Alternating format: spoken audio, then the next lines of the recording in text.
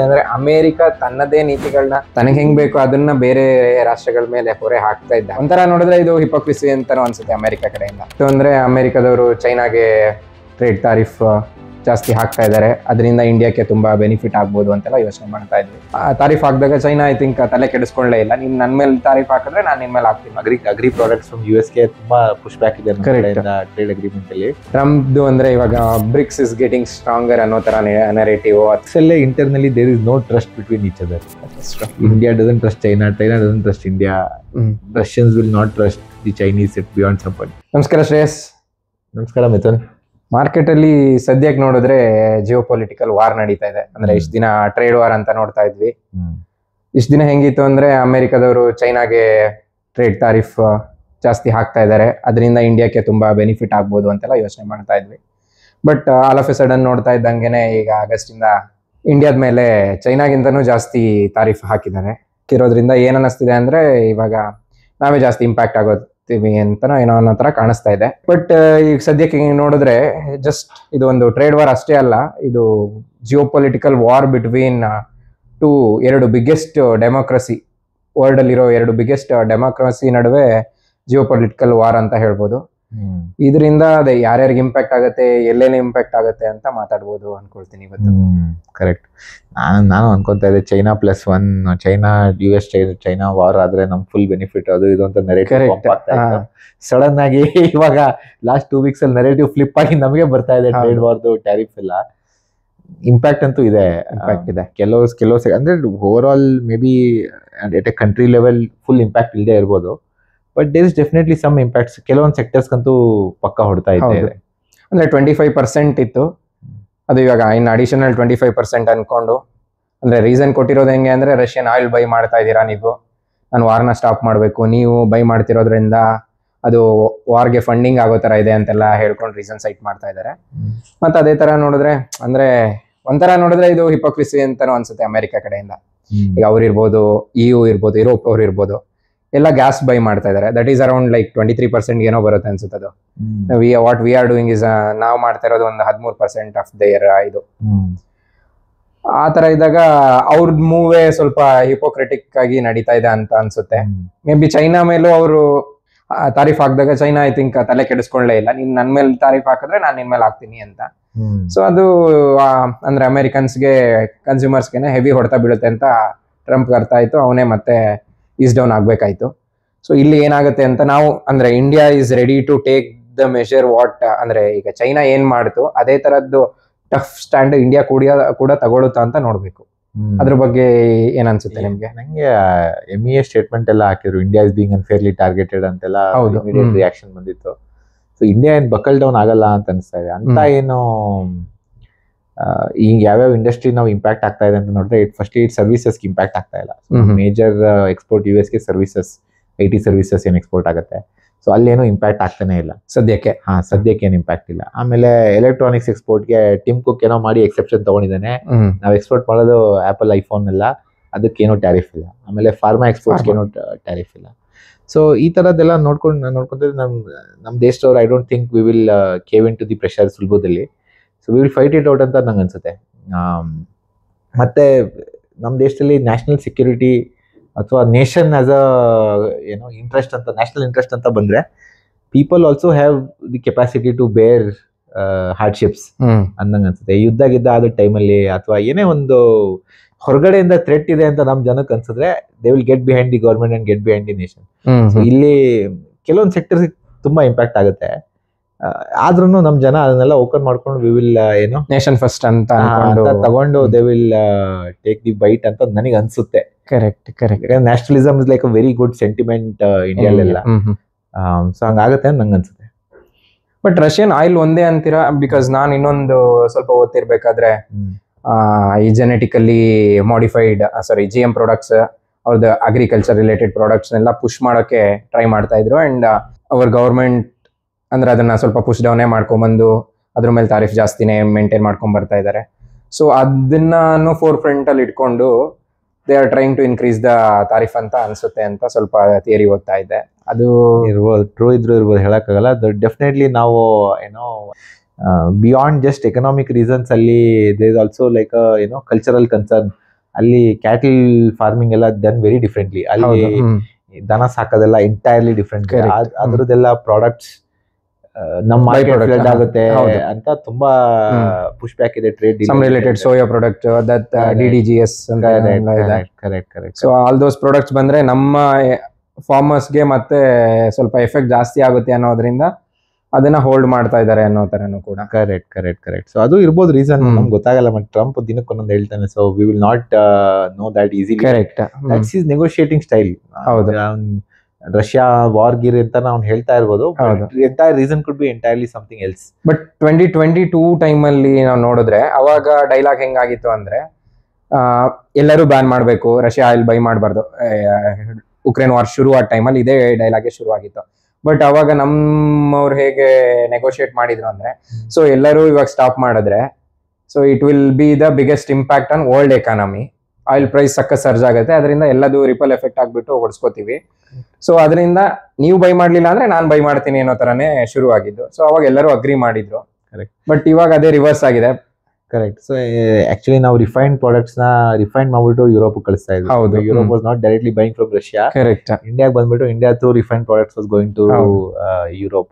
But ಇವಾಗ Trump ಬಂದ್ಮೇಲೆ 2022 ಅಲ್ಲಿ ಟ್ರಂಪ್ ಇರ್ಲಿಲ್ಲ ಇನ್ಚಾರ್ಜ್, ಇವಾಗ Trump in charge. So maybe thinking ಅಲ್ಲಿ ಸ್ವಲ್ಪ ಡಿಫ್ರೆನ್ಸ್ ಇದ್ರೂ ಇರ್ಬೋದು. ಕರೆಕ್ಟ್. ಬಟ್ ಇವಾಗ US ತುಂಬಾ ಡ್ರಿಲ್ ಮಾಡ್ತಾ ಇದೆ ಆಯಿಲ್ ನ. ಇವಾಗ even if you don't by from Russia, ಓದ್ತಾ ಇದೆ ನಾನೆಲ್ಲೋ $10 to $15 ಇಂಪ್ಯಾಕ್ಟ್ ಆಗ್ಬೋದು. $70 ಇರೋ ಆಯಿಲ್ 85 ಹೋಗ್ಬೋದು, 100ಗೆಲ್ಲ ಹೋಗಲ್ಲ ಅಂತ. ಬಟ್ ಕಬಲ್ ಇಯರ್ಸ್ ಬ್ಯಾಕ್ 100ಗೆಲ್ಲ ಹೋಗಿತ್ತು ಅವಾಗ ವಾರ್ ಬ್ರೇಕ್ಔಟ್ ಆದಾಗ. ಸೊ ಅಂತ ಏನ್ ಮೇಜರ್ ಇಂಪ್ಯಾಕ್ಟ್ ಆಗಲ್ಲ ಅದರಿಂದನು ಅಂತ ನನ್ಗೆ ಅನ್ಸುತ್ತೆ. ನಂಬರ್ 1 ಇಶ್ಯೂ ಇಲ್ಲಿ ಏನು ಅನ್ಸುತ್ತೆ, ಕೆಲವೊಂದು ಸೆಕ್ಟರ್ ತುಂಬಾ ಇಂಪ್ಯಾಕ್ಟ್ ಆಗುತ್ತೆ. ಬಿಕಾಸ್ ಕಾಂಪಿಟೇಟಿವ್ನೆಸ್ ಎಂಟೈರ್ಲಿ ಡೌನ್ ಆಗುತ್ತೆ. And US is a very big market. ಯಾವ ಸೆಕ್ಟರ್ ಅಂತ ಒಂದೊಂದೇ ಸೆಕ್ಟರ್ ತಗೊಂಡ್ ಮಾತಾಡ್ಬೋದಾ? ಇವಾಗ ಶ್ರಿಂಪ್ ಸೆಕ್ಟರ್ ತಗೊಂಡ್ರೆ, ಶ್ರಿಂಪ್ ಎಕ್ಸ್ಪೋರ್ಟ್ ಮಾಡಿದೀವಿ ನಾವು, ಫಿಶರೀಸ್ ಅಲ್ಲಿ. ಅದೊಂದು ತುಂಬಾ ಜನನ ಎಂಪ್ಲಾಯ್ ಮಾಡುತ್ತೆ ಸೆಕ್ಟರ್ ಅದು. ಅದು ಎಂಟೈರ್ಲಿ ನಾನ್ ಕಾಂಪಿಟೇಟಿವ್ ಆಗುತ್ತೆ. 50-60% ಟ್ಯಾರಿಫ್ ಹಾಕಿದ್ರೆ ಎಕ್ವೆಡಾರ್ ಇದೆ, ಸೌತ್ ಈಸ್ಟ್ ಏಷ್ಯಾದಿಂದ ಹೋಗುತ್ತೆ. ದೋಸ್ ವಿಲ್ ಬಿ ಮಚ್ ಚೀಪರ್. ನಮ್ಮ ಪ್ರಾಡಕ್ಟ್ ಅಲ್ಲಿ ಎಲ್ಲೂ ಸೆಲ್ಲೇ ಆಗಲ್ಲ. ದೆನ್ ಇವರೆಲ್ಲ ಸಪ್ಲೈ ಚೈನ್ ರೀರೋಟ್ ಮಾಡಬೇಕು, ಎಕ್ಸೆಸ್ ಕೆಪಾಸಿಟಿ ಇರುತ್ತೆ, ಅದು ಮ್ಯಾನೇಜ್ ಮಾಡೋದು ತುಂಬಾ ಕಷ್ಟ. ಇನ್ನೊಂದು ಟೆಕ್ಸ್ಟೈಲ್ಸ್, ಲುಧಿಯಾನ ಇರ್ಬೋದು, ತಿರುಪೂರ್ ಇರ್ಬೋದು, ಅಲ್ಲೆಲ್ಲ ತುಂಬಾ ಟೆಕ್ಸ್ಟೈಲ್ಸ್ ಮ್ಯಾನುಫ್ಯಾಕ್ಚರ್ ಆಗಿ US ಹೋಗುತ್ತೆ. ಬೇರೆ ದೇಶಕ್ಕೆ ಕಂಪೇರ್ ಮಾಡಿದ್ರೆ we are already competing with Vietnam, Bangladesh etcetera. ಇವಾಗ ನಾವು ಟ್ಯಾರಿಫ್ ಹಾಕ್ಬಿಟ್ಟು ವಿಯೆಟ್ನಾಂಗೆಲ್ಲ ಅಷ್ಟು ಇಲ್ಲ ಟ್ಯಾರಿಫ್. ಗಾನ್. ನಮ್ಮ ಪ್ರಾಡಕ್ಟ್ಸ್ ಎಂಟೈರ್ಲಿ ಏನು ಕಾಂಪಿಟೇಟಿವ್ ಆಗೇ ಇರಲ್ಲ. ಇನ್ನು ಸ್ಟೀಲ್ಗೆಲ್ಲ ಸ್ವಲ್ಪ ಇದೆ, ಇಂಡೈರೆಕ್ಟ್ ಎಫೆಕ್ಟ್ಸ್ ಆಗುತ್ತೆ ಅದರಿಂದ. Chemical industry is very huge. ಏನು pharma is one of the success stories ಇಂಡಿಯಾಲಿ. ಹೆಂಗೆ US ಎಕ್ಸ್ಪೋರ್ಟ್ ಜನರಿಕ್ ಮೆಡಿಸಿನ್ ಮಾಡ್ಬಿಟ್ಟು how we export to US, Europe etcetera. ಹಾಗೆ ಕೆಮಿಕಲ್ ಇಂಡಸ್ಟ್ರಿನೂ ಲಾಸ್ಟ್ ಫ್ಯೂ ಇಯರ್ಸ್ ಅಲ್ಲಿ it was picking up very well. China +1 ಅಂತ ತುಂಬಾ companies outsource to India as well. Correct. So ಆ ಕಂಪ್ನೀಸ್ಗೆಲ್ಲ ಸಿಕ್ಕಾಪಟ್ಟೆ ಹೊಡ್ತಾ ಬೀಳುತ್ತೆ. ಆಮೇಲೆ jewellery sector also I am told ಸಿಕ್ಕಾಪಟ್ಟೆ ಟ್ಯಾರಿಫ್ ಇದೆ ಅಂತ. But so it's has a very from employment value chain perspective ಅಂತ ಏನ್ ಇಂಪ್ಯಾಕ್ಟ್ ಇರಲ್ಲ ಅದರಿಂದ. ಟೆಕ್ಸ್ಟೈಲ್ಸ್ಗೆ ಮತ್ತೆ ಬಿಗ್ಗೆಸ್ಟ್ ಇಂಪ್ಯಾಕ್ಟ್. ಇನ್ನು ಮತ್ತೆ ಆಟೋ ಇಂಡಸ್ಟ್ರಿಗೂ ಇಂಪ್ಯಾಕ್ಟ್ ಆಗುತ್ತೆ. Because lot of companies export to auto parts are expose to manufacturing ಸಖತ್. ಕರೆಕ್ಟ್. ಬೀಳುತ್ತೆ. ಸೊ ಓವರ್ ಆಲ್ ಇಂಪ್ಯಾಕ್ಟ್ ಅಂತೂ ಇದೆ. ಎಲ್ಲೋ ಎಸ್ಟಿಮೇಟ್ ಓದ್ತಾ ಇದೆ ನಾನು 25 to 30 bips, 0.25 to 0.3% of GDP impact ಇದೆ ಅಂತ. ಬಟ್ ಅದು ಜಸ್ಟ್ ಅನ್ ಎಸ್ಟಿಮೇಟ್. ಕರೆಕ್ಟ್. ಯಾಕಂದ್ರೆ ಹೆಂಗ್ ಚೇಂಜ್ ಆಗುತ್ತೆ ಅಂತ ಹೇಳಕ್ಕಾಗಲ್ಲ. People will try to route the product by different country. Alternate products ಬರುತ್ತೆ. ಮಾರ್ಕೆಟ್ ಹೆಂಗ್ ರಿಯಾಕ್ಟ್ ಮಾಡುತ್ತೆ ಟ್ಯಾರಿಫ್ಸ್ಗೆ ಅಂತ ಹೇಳೋದು ತುಂಬಾ ಕಷ್ಟ. ಬಟ್ ಸ್ವಲ್ಪ ಇಂಪ್ಯಾಕ್ಟ್ ಅಂತೂ ಆಗೇ ಆಗುತ್ತೆ. ಬಟ್ ಇನ್ನು ಇಷ್ಟು ಬೇಗ ಗೊತ್ತಾಗಲ್ಲ. ಇನ್ನೊಂದು 3-4 months ಅಲ್ಲಿ ಇಂಪ್ಯಾಕ್ಟ್ ಆಗುತ್ತೆ ಅಂತ ಅನ್ಸುತ್ತೆ. ಹೌದು, ನಾನು ಓದ್ತಾ ಇದ್ದೆ ಅಂದ್ರೆ ಇವಾಗ ಇದು ಮ್ಯಾನುಫ್ಯಾಕ್ಚರಿಂಗ್ ಸೈಡು ಅಥವಾ ನಮ್ಗೆ ಎಕ್ಸ್ಪೋರ್ಟ್ ಮಾಡೋರ್ಗೆ ಯಾವ ತರ ಇಂಪ್ಯಾಕ್ಟ್ ಆಗುತ್ತೆ ಅಂತ. ಅದೇ ತರ ಕನ್ಸ್ಯೂಮರ್ ಪಾಯಿಂಟ್ ಆಫ್ ವ್ಯೂ ಇಂದ ಅಂದ್ರೆ ಅಮೆರಿಕದಲ್ಲಿರೋರು ಕನ್ಸ್ಯೂಮರ್ಸ್ ಪಾಯಿಂಟ್ ಆಫ್ ಇಂದ ನೋಡಿದ್ರೆ ಪ್ರತಿ ಹೌಸ್ ಹೋಲ್ಡ್ಗೂ ಕೂಡ ಅರೌಂಡ್ $2,400 ಅಷ್ಟು ಪರ್ ಇಯರ್ ಎಕ್ಸ್ಟ್ರಾ ಹೊರೆ ಬೀಳುತ್ತೆ ಅಂತ. ಅಂದ್ರೆ ಈಗ ಟೆಕ್ಸ್ಟೈಲ್ ಇಂಡಸ್ಟ್ರಿ ಹೇಳಿದ್ರಲ್ವಾ, ಕ್ಲಾತಿಂಗ್ ಬಂದ್ಬಿಟ್ಟು ಆಲ್ಮೋಸ್ಟ್ 37% ಇನ್ಕ್ರೀಸ್ ಆಗುತ್ತೆ ಈ ತಾರೀಫ್ ಇಂದ ಅಂತ. ಆಮೇಲೆ ಹಾಗೇನೆ ಈಗ ಕಾರ್ ತಗೋಬೇಕು ಅಂದ್ರೆ ಅದು ಅರೌಂಡ್ 6 to 7% ಇನ್ಕ್ರೀಸ್ ಆಗುತ್ತೆ. ಸೊ ಈ ತರ ಫ್ರೆಶ್ ಪ್ರೊಡ್ಯೂಸ್ ಪ್ರಾಡಕ್ಟ್ಸ್ ಅದು ಎಲ್ಲಾನು ಅರೌಂಡ್ 10% ಇನ್ಕ್ರೀಸ್ ಆಗುತ್ತೆ ಅಂತೆಲ್ಲ ಓದ್ತಾ ಇದ್ದೆ. ಸೊ ಇದು ನಮ್ಗೆ ಜಸ್ಟೇ ಹೊಡ್ತಾ ಇಲ್ಲ, ಈವನ್ ಅವ್ರ ಕನ್ಸ್ಯೂಮರ್ಸ್ಗೂ ಕೂಡ ಸಖತ್ ಇಂಪ್ಯಾಕ್ಟ್. ಸೊ ಅಲ್ಲೂ ಟ್ರಂಪ್ ಅಗೇನ್ಸ್ಟೇ ದಂಗೆ ಎದ್ರೂ ಏನು ಆಶ್ಚರ್ಯ ಇಲ್ಲ ಬರೋ ದಿನಗಳಲ್ಲಿ ಅಂತ ಅನ್ಸುತ್ತೆ. ಕರೆಕ್ಟ್. ಈ ಕೆಲವೊಂದು ಮಂತ್ಸ್ ಹಿಂದೆ ಫಸ್ಟ್ ಈ ಟ್ಯಾರಿಫ್ ಅನೌನ್ಸ್ ಆಗುತ್ತೆ ಅಂತ ಬಂದಾಗ Amazon had added a line item ಅವರ ಚೆಕ್ಔಟ್ ಪೇಜ್ ಅಲ್ಲಿ when you're buying some Amazon ಅಲ್ಲೊಂದು ಲೈನ್ ಐಟಮ್ ಆಡ್ ಮಾಡಿದ್ರು ಟ್ಯಾರಿಫ್ ಇದು ಕಾಸ್ಟ್ ಅಂತ. ವೈಟ್ ಹೌಸ್ ತುಂಬಾ ಅದಕ್ಕೆ ಅಪ್ಸೆಟ್ ಆಗಿ ದೇ ರಿಲೀಸ್ ಸ್ಟೇಟ್ಮೆಂಟ್ ಈ ತರ ಎಲ್ಲ ಮಾಡಿದ್ರು ದಿಸ್ ಇಸ್ ಡಿಸೆಪ್ಟಿವ್ ಪ್ರಾಕ್ಟೀಸ್ ಅದು ಇದು ಅಂತ. But at the end of the day somebody has to pay extra cost. ಇವಾಗ ಟ್ಯಾರಿಫ್ ಆಡ್ ಆಗ್ತಾ ಇದೆ ಅಂದ್ರೆ somebody has to pay. Consumer at the last ಗೆ ಕನ್ಸ್ಯೂಮರ್ಗೆ ಬರುತ್ತೆ. ಯಾರು ಅಬ್ಸರ್ವ್ ಮಾಡ್ಕೊಳಕ್ಕಾಗಲ್ಲ. Retailer will not be able to absorb. ಯಾರಿಗೂ ಆತರ ಮಾರ್ಜಿನ್ 25% ಎಲ್ಲ ಇನ್ಕ್ರೀಸ್ ಮಾಡೋದು nobody has that kind of margin. Last ಗೆ ಕನ್ಸ್ಯೂಮರ್ಗೆ ಹೋಗುತ್ತೆ. ಕನ್ಸ್ಯೂಮರ್ಗೆ ವಿಲ್ ಬಿ ಇನ್ಫ್ಲೇಷನ್. ಹೌದು. So I don't no long run ಅಲ್ಲಿ ಎಲ್ಲೆಲ್ಲಿ ಸಬ್ಸ್ಟಿಟ್ಯೂಟ್ ಪ್ರಾಡಕ್ಟ್ಸ್ ಇದೆ, ಎಲ್ಲೆಲ್ಲಿ ಈಗ ಲೆಟ್ಸ್ ಸೇ ಇಂಡಿಯಾದಿಂದ ಟೆಕ್ಸ್ಟೈಲ್ ಬರ್ತಾ ಇದೆ, ವಿಯೆಟ್ನಾಮ್ ಇಂದ ಟೆಕ್ಸ್ಟೈಲ್ ಬರ್ತಾ ಇದೆ. ಓನ್ಲಿ ಇಂಡಿಯಾ ಹ್ಯಾಸ್ ಟ್ಯಾರಿಫ್ಸ್ ಅಂದ್ರೆ that is still okay. Vietnam ಇಂದಾನೆ ಸಪ್ಲೈ ಇನ್ಕ್ರೀಸ್ ಆದ್ರೆ ಬೆನಿಫಿಟ್ ಫಾರ್ ವಿಯೆಟ್ನಾಮ್. ಬಟ್ ಕೆಲವೊಂದ್ ಕಡೆ ಏನ್ ಮಾಡಿದಾನೆ ಅಂದ್ರೆ Trump has increase tariffs everywhere. ಆ ತರದ್ರೆಲ್ಲ ಸಿಕ್ಕಾಬಿಟ್ಟೆ ಟ್ರಂಪ್ಗೆ US ಗೆ ಲಾಸ್. ಹೌದು. ಕನ್ಸ್ಯೂಮರ್ಗೆ ಇನ್ಫ್ಲೇಷನ್ ಫೀಲ್ ಆದ್ರೆ ಲಾಸ್ಟಿಗೆ ಅವನೇ ಪೊಲಿಟಿಕಲಿ ಹೆಂಗ್ ರಿಯಾಕ್ಟ್ ಮಾಡ್ತಾನೆ ಹೇಳಕ್ಕಾಗಲ್ಲ. And Americans are not like Indians. Indian long history of suffering ಇದೆ ನಮ್ದು. ಅಮೆರಿಕನ್ ಹಿಸ್ಟ್ರಿಲಿ post world war I don't think last 30-40 years ಅಲ್ಲಿ Americans have that kind of patience to sit through like tariff war. ಹಂಗಾಗಿ ನನ್ ಪ್ರಕಾರ ನನ್ ಕೇಳಿದ್ರಂತೂ ಒಂದ್ 6 ತಿಂಗಳ ಒಳಗಡೆ ದಿಸ್ ವಿಲ್ ಬಿ ರಿಸಾಲ್ವ್ಡ್. ಯಾರು ಬ್ಯಾಕ್ ಡೌನ್ ಆಗ್ತಾರೆ ಅಂತ ಗೊತ್ತಿಲ್ಲ. Correct correct correct. ಅಂದ್ರೆ ಯಾರು ಈಸ್ ಔಟ್ ಆಗ್ತಾರೆ ಫಸ್ಟ್ ಅಂತ ಅದೇ ಇವಾಗ. ಕರೆಕ್ಟ್. ಅಂದ್ರೆ ಹಂಗ್ ನೋಡಿದ್ರೆ ಇವಾಗ ಚೈನಾನ ನಾವು ಇಷ್ಟು ಲೈಕ್ ಪೊಲಿಟಿಕಲಿ ಎನಿಮಿ ಅನ್ಕೊಂಡೆ ನೋಡ್ಕೊಂಡ್ ಬರ್ತಾ ಇದ್ವಿ ಸಿನ್ಸ್ 2019 ಇದು ಗಾಲ್ವನ್ ಅಟ್ಯಾಕ್ ಆದ್ಮೇಲೆ. ಸೊ ಅಲ್ಲಿ ಇದಾಗಿತ್ತಲ್ವಾ, ಅದು ಅವಾಗಿಂದನೂ ನಾವು ಅವ್ರನ್ನ ಎನಿಮಿ ಅನ್ಕೊಂಡು we are not doing any trade with them particularly. So ಇವಾಗ ಆಫ್ಟರ್ 6 years ಆಲ್ಮೋಸ್ಟ್ 6 years ಆದ್ಮೇಲೆ ಮೋದಿ ವಿಸಿಟ್ ಮಾಡ್ತಾ ಇದ್ದಾರೆ ಅಂತ ಆಯ್ತು. ಕರೆಕ್ಟ್. ನಿನ್ನೆ ಒಂದು ಟ್ವೀಟ್ ಬಂದಿತ್ತು, spoke to my friend Putin ಅಂತ.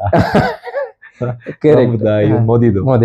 So geopolitically I think government is doing all the right moves.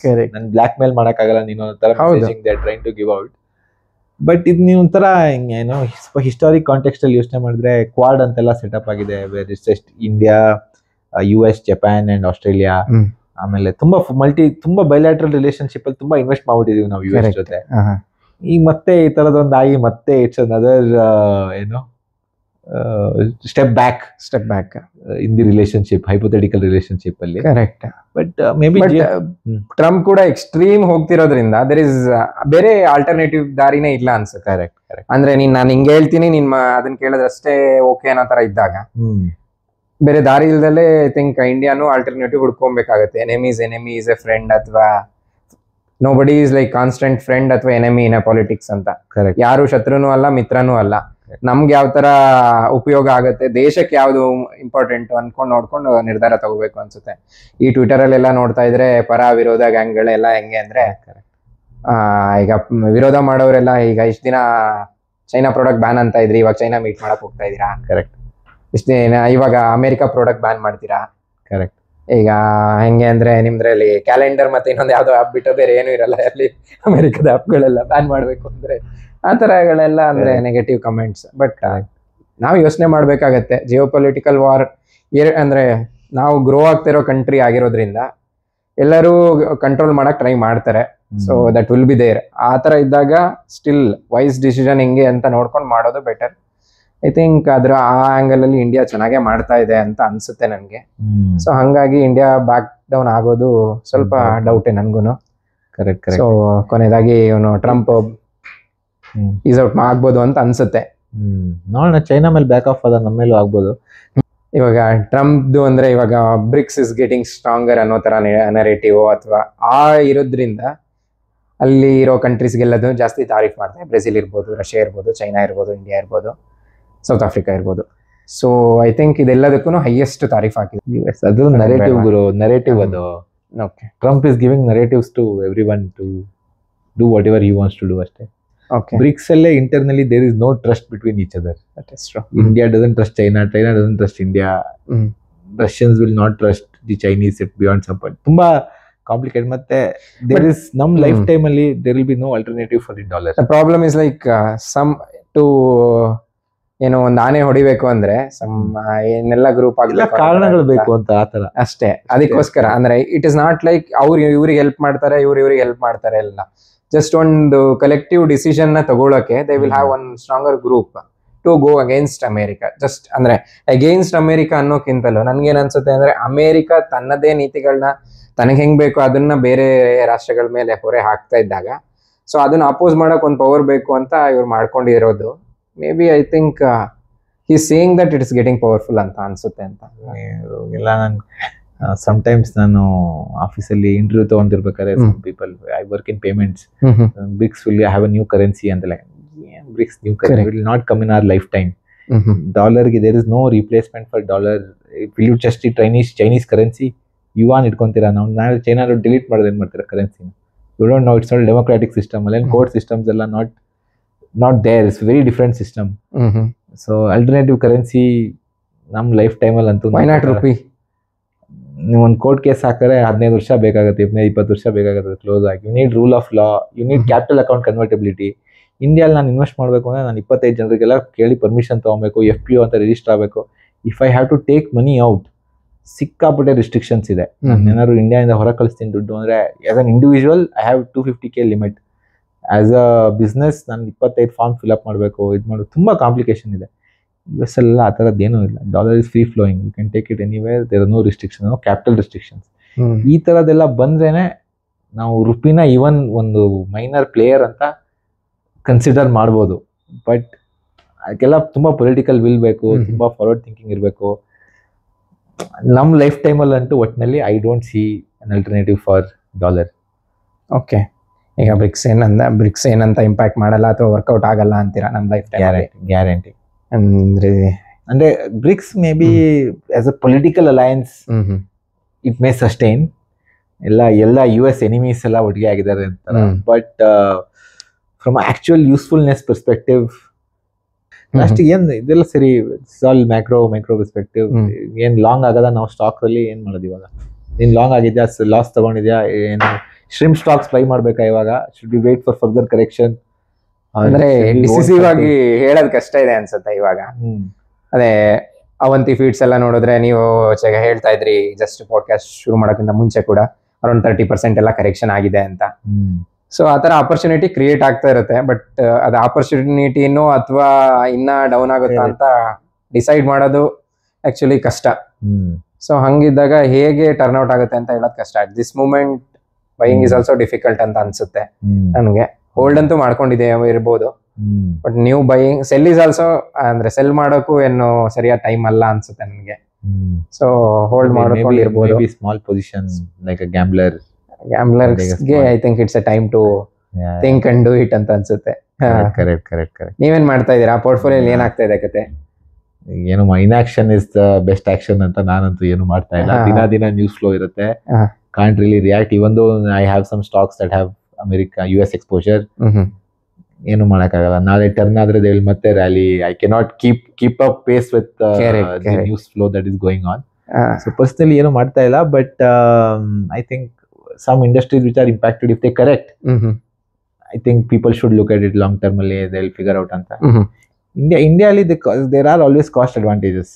ಹಾಗಾಗಿ ಈವನ್ ಇಫ್ ಟ್ಯಾರಿಫ್ ಸ್ವಲ್ಪ ಜಾಸ್ತಿ ಇದ್ರೂ will figure out how to make things cheaper ಅಂತ ನಂಗೆ ಅನ್ಸುತ್ತೆ. ಬಟ್ ಗ್ಯಾರಂಟಿ ಇಲ್ಲ. ನೀವು ಹೇಳ್ದಂಗೆ ಕಷ್ಟ ಇದೆ. Too hard to know. ಅಂದ್ರೆ ಜಸ್ಟ್ ಇವಾಗ ಇವು ಸರ್ವಿಸಸ್ ಇದ್ರ ಮೇಲೆ ಅಷ್ಟು ಇಂಪ್ಯಾಕ್ಟ್ ಇಲ್ಲ ಅಂತ ಹೇಳಿದ್ರಿ. ಬಟ್ ಇನ್ನೊಂದ್ ಅಂದ್ರೆ ಇವಾಗ ನಮ್ದು IT ಕಂಪ್ನಿಗಳ ಮೇಲೆ ಇಂಪ್ಯಾಕ್ಟ್ ಆಗಲ್ಲ ಅಂತೀರಾ ಹಂಗಿದ್ರೆ, ಅಥವಾ ಏನ್ ಅನ್ಸುತ್ತೆ? ಸದ್ಯಕ್ಕಂತೂ ಏನು ಇಂಪ್ಯಾಕ್ಟ್ ಇಲ್ಲ. IT companies have different challenge. AI challenge growth ಬರ್ತಾ ಇಲ್ಲ. ಲೇಟೆಸ್ಟ್ ಕ್ವಾರ್ಟರ್ ನಾವು ಮೊದಲು ಒಂದ್ಸಲ ಡಿಸ್ಕಸ್ ಮಾಡಿದ್ವಿ. ಐ ಥಿಂಕ್ ಒಂದು ಎಪಿಸೋಡ್ ಮಾಡಿದ್ವಿ. It is playing out. ಗೊತ್ತಿಲ್ಲ ಎಷ್ಟು ಜನ ನೋಡಿದ್ರು ಆ ಎಪಿಸೋಡ್ ನ ಇಲ್ಲ ಅಂತ, ಬಟ್ ಅದರಲ್ಲಿ ಸ್ವಲ್ಪ ಇನ್ಫಾರ್ಮೇಶನ್ ಹೇಳಿದ್ವಿ. ಕರೆಕ್ಟ್ ಏನಾಗ್ತಾ ಇದೆ ಇಂಡಿಯಾದಲ್ಲಿ ಅಂತ.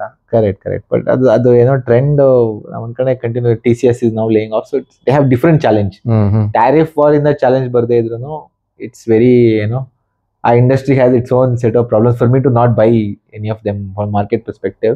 12,000 ಜನ ಲೇ ಆಫ್ ಮಾಡ್ತಾರೆ ಅಂತ. Correct 2% of workforce news ಇತ್ತು.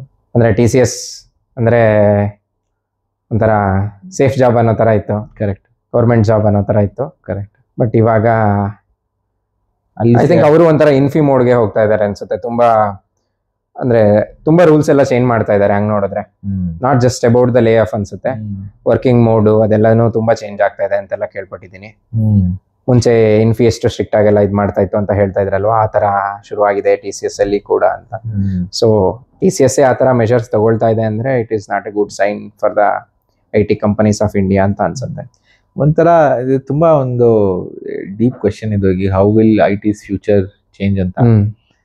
ನನ್ ಕೇಳಿದ್ರೆ IT companies at least over the last 10 years should have invested in some products. ಹೌದು, all first 15-20 years 20-25 I can understand. ಏನೋ ಆ DNA ಇಲ್ಲ ನಮ್ಮಲ್ಲಿ, ನಮ್ಗೆ ಹೆಂಗ್ ಮಾಡೋದು ಅಂತ ಗೊತ್ತಿಲ್ಲ, we are just good at this, ನಾವು ಇದೇ ಮಾಡ್ಕೊಂಡಿರ್ತೀವಿ ಅನ್ನೋ ತರ just invested in services. But last 10 years ಅಲ್ಲಿ ಇಂಡಿಯಾಲೇ ತುಂಬಾ startups have come up, listed now. These guys are not even investors in any of ಮನಿ ಕೂಡ ಇದೆ, ರಿಸೋರ್ಸ್ ಇದೆ, billions of dollars of correct. ಏನ್ ಮಾಡ್ತಾ ಇದ್ದಾರೆ? little bit of imagination, little bit of creativity. SaaS products ಎಲ್ಲ ಎಷ್ಟು, they have full understanding of products that they deploy to clients. ಹೌದು ಅಲ್ವಾ? Salesforce engineers, Salesforce ಹೆಂಗ್ ವರ್ಕ್ ಆಗುತ್ತೆ ಅಂತ ಫುಲ್ ಗೊತ್ತಿದೆ ಅವ್ರಿಗೆ. Salesforce engineers ಅಂತ ಹಾಕೊಂಡು ಕ್ಲೈಂಟ್ಗೆ ಸೊಲ್ಯೂಷನ್ ಮಾಡ್ಕೊಡ್ತಾ ಇರ್ತಾರೆ. Could they have built a software similar to Salesforce for much cheaper because you're doing it from India? I don't know, ಇವಾಗ ಟೂ ಲೇಟ್ ಅನ್ಸ್ತಾ ಇದೆ ನನಗೆ. now it's too late with the AI to catch up with that. I think ಅಷ್ಟೆಲ್ಲ resources ಇಟ್ಕೊಂಡು, knowledge ಇಟ್ಕೊಂಡು ಕೂಡ I think nobody ಥಿಂಕೇ ಮಾಡಿಲ್ಲ ಆ ಆಂಗಲ್ ಅಲ್ಲಿ ಅಂತ ಅನ್ಸುತ್ತೆ. ಆರ್ ಮೇ ಬಿ ಜಸ್ಟ್ ಒಂದು ನಮ್ಮ ಕಲ್ಚರಲ್ DNA ಇಲ್ಲ, because this first generation entrepreneurs ಎಲ್ಲ ಸ್ಟಾರ್ಟ್ ಮಾಡಿದ್ದು ಅಂತ ಅನ್ಕೊಬೋದು ನಾವು. ಒಂದು ಇನ್ನೊಂದು ಗ್ರೋತ್ ಆಗ್ತಿದ್ದಾಗ you don't question too many things. ಪ್ರತಿ ವರ್ಷ 10-12%, 15% ಗ್ರೋ ಆಗ್ತಿರುತ್ತೆ. You don't see the need to do anything else. You are happy with that. But that is ಆ ಥರ ಎಲ್ಲರೂ ಥಿಂಕ್ ಮಾಡೋದು. US ಅಲ್ಲೆಲ್ಲ, ಗೂಗಲ್ ಎಲ್ಲ not thinking that way, investing in self driving cars. ಈ ಒಂದು search was growing every year. ಆ ಥರ DNA ಇಲ್ಲ ನಮ್ಮ ದೇಶದಲ್ಲಿ. ಬಟ್ ಇಲ್ಲಿಂದ ಎಲ್ಲಿಗೆ ಹೋಗೋದ್ವಿ ಲಾಸ್ಟಿಗೆ? ಐ ಥಿಂಕ್ ಟ್ರೇಡ್ ವಾರಲ್ಲಿ, ಐ ಡೋಂಟ್ ನೋ, ನೀವು ಹೇಳ್ಬೇಕು ಹಿಂಗೆ ಲಾಂಗ ಶಾರ್ಟ್ ಇವಾಗ ಅಂತ. ಸದ್ಯಕ್ಕೆ ಹೋಲ್ಡ್ ಮಾಡ್ಕೊಂಡು ಇರೋಣ ಅನ್ಸುತ್ತೆ, ನೋಡೋಣ ಅಂದ್ರೆ ಹೇಗೆ ಟರ್ನ್ ಔಟ್ ಆಗುತ್ತೆ ಅಂತ. ಮೇ ಬಿ ಐ ಥಿಂಕ್ ಸದ್ಯದಲ್ಲಿ ಮುಗಿಯೋ ಥರ ಏನಿಲ್ಲ ಅನ್ಸುತ್ತೆ. ಮೋದಿ ಮೀಟ್ ಹೇಗಾಗುತ್ತೆ.